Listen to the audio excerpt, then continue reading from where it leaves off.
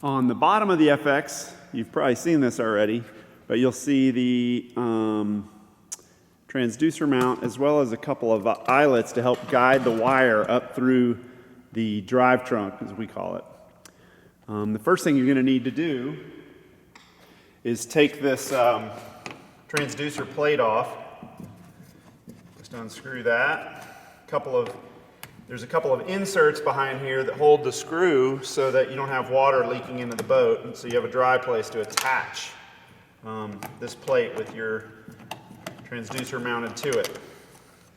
Simple as that. A couple of dry inserts there, and then there's your plate, a couple of screws. We've used a flathead into a hole so you can actually recess this all the way. And then we'll drill holes through here to mount the transducer bracket.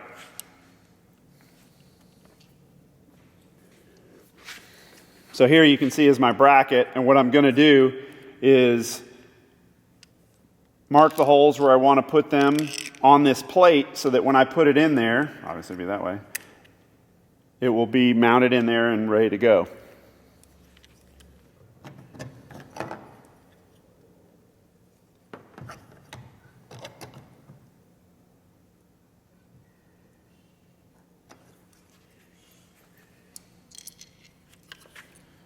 So you can see I've drilled the extra holes to mount the bracket that holds the transducer, and then I've mounted it so that the flathead screws are going to be on the back side, and then I'll put these flathead screws in on the other side to mount it into position there.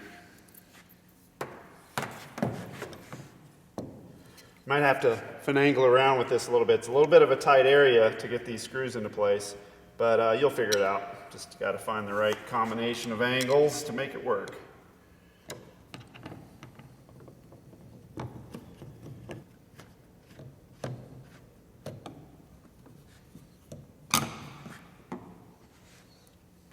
There you go. Pretty simple little plate, but we didn't want to push it all the way in so that you would lose side imaging. But it is below the height of these pontoons and below the height of this front keel.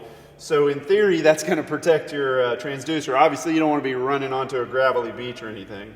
But there you go. You've got a transducer mounted there. If you need to, you can tighten up your adjustment bracket a little bit. But there you're nice and secure. The next thing you can do is run your cable underneath these two deck fittings. I guess they're hull fittings now. That goes under there. You can just loosen it up. Drop that puppy in. If you wanted to make it a little tighter, you could do a wrap of a sort around your cable, but we wanted to leave extra space in case people had larger bundles to run through that area. And now we're going to flip it over and we'll look at the deck outfitting. So here you can see the cables coming up from those deck fittings under the hull up through the groove that's in your drive area, and then we drilled a 1-inch hole here. You can pass that through. And then this is a nice deck fitting. It's a West Marine pass-through, and this will actually just go right over it.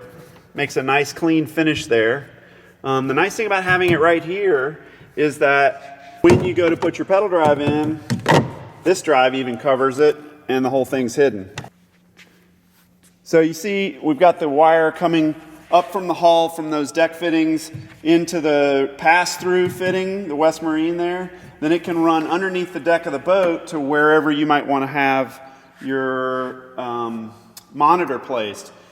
We've actually put in flat areas near the front groove tracks. There's also flats right here specifically for putting another fitting.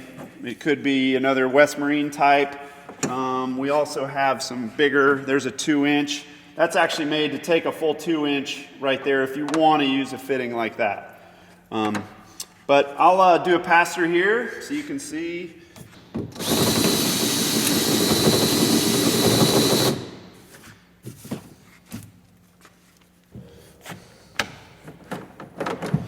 Then I can, so I've got that 1-inch hole drilled in the deck.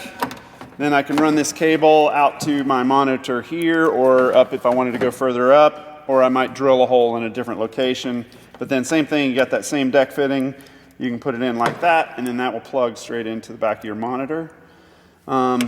Then from your monitor, you're going to need to do power, obviously. And we've got a battery box. We've got the battery box here in the FX Propel. And we decided to base it on a pretty big size battery. As you can see, pretty good size. It's not going to, run a trolling motor or anything, but this will run all your electronics for a good while. This one is 7 by 7. Actually, let's go 7 1/4 by 7 1/4 and 3 inches deep, and it fits in there no problem. You could go a little deeper, but you can see it's pretty full side to side, so that's kind of the size you want to be shooting for. Then you can pull your power in. You can pull it in through the back. There's actually a space to pull it in from the back. Make all your connections, put your battery in, and run your whole system off of that. That's about it. That's the basics of setting up the FX Propel.